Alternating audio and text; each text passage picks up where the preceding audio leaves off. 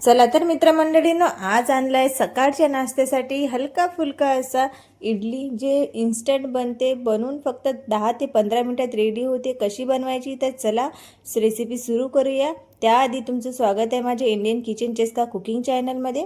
तर सर्वात आधी कढईमध्ये तेल टाकायचं। तेल छान असं गरम हो झालं की यामध्ये थोडी चना डाळ टाकायची। चना डाळ छान अशी रोस्ट करून घ्यायची। नंतर 2 ते 3 हिरवी मिरची बारीक चिरलेली ते पण त्यामध्ये टाकायची। छान असं भाजून झालं की त्यामध्ये अर्धा चम्मच जिरं आणि अर्धा चम्मच यामध्ये राई घालायची। छान तडतडलं की त्यामध्ये आपल्याला बारीक रवा टाकून घ्यायचा। जर जाड रवा असेल तर तो सुद्धा चालतो, पण जेणेकरून बारीक रवाच वापरा, त्याने छान अशी इडली होती।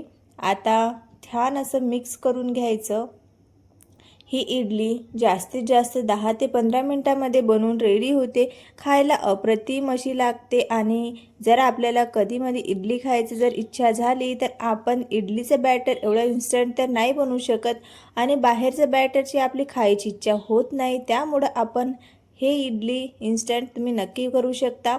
छान भाजून असं झालं की याला एका बाउलमध्ये प्लेटमध्ये काढून घ्यायचं। याला छान असं थंड होऊ द्यायचं आहे। थंड झाल्यानंतरच याचा आपण वापर करणार आहे।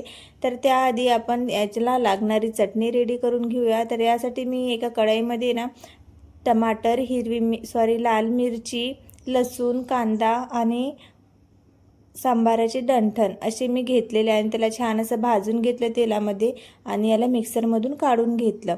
तर बघा छान असे आपली चटणी तयार झाली। यामध्ये थोडं मीठ घालायचं आणि सोबतच यामध्ये थोडासा टाकायचा सांबार। तर सांबार हा प्रत्येक रेसिपीमध्ये तर असलाच पाहिजे, खूप छान असा लागतो। तोपर्यंत आपला रवासुद्धा थंड झाला आहे। आता यामध्ये 1 ते 2 चम्मच आपल्याला टाकायचं दही। दही आंबट नसायला पाहिजे, कारण आंबट जर असलं तर थोडं तुम्ही कमी वापरा, पण फ्रेश दहीच वापरा। आता यामध्ये थोडं थोडं पाणी टाकायचं आणि छान असं बॅटर तयार करून घ्यायचं।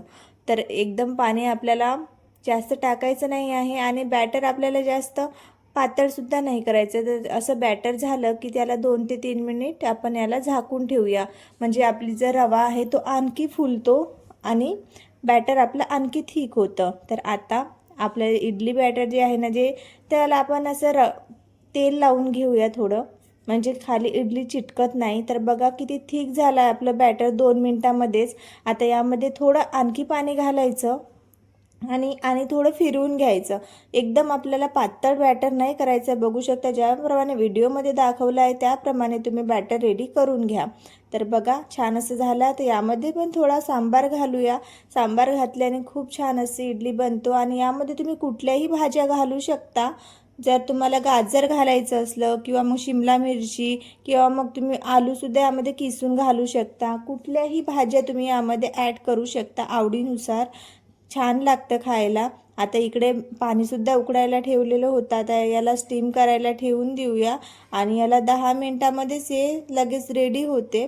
तर बघू शकता 10 मिनिटांमध्येच ही इडली रेडी झाली। खायला खूप छान लागते ही इडली। तुम्ही ट्राय जर नसेल केली तर एकदा तुम्ही नक्की ट्राय करा। आणि जी आपण चटणी घरी बनवली आहे त्या चटणीसोबत तर अप्रतिम अशी लागते। बघू शकता लगेच निघून येते। तुम्ही जर थंडी करून घ्यायची असली तर थंड न होताच आपल्याला गरमागरमच खायची इच्छा असते, कारण की एवढी छान अशी बनते की आपल्याला कंट्रोलच होत नाही आहे। तर बघू शकता किती सॉफ्ट आपली इडली ही बनवून रेडी झालेली आहे। तर यावर आपल्याला आपली जी चटणी बनवलेली आहे ती चटणी छान टाकून घ्यायची, अथवा तुम्ही यामध्ये जर भाज्या ॲड केल्या तर आपल्याला चटणीची सुद्धा गरज पडत नाही, आपण तशीच खाऊ शकतो। लहान मुलांना भाज्या टाकून ही इडली आपण नक्की देऊ शकतो।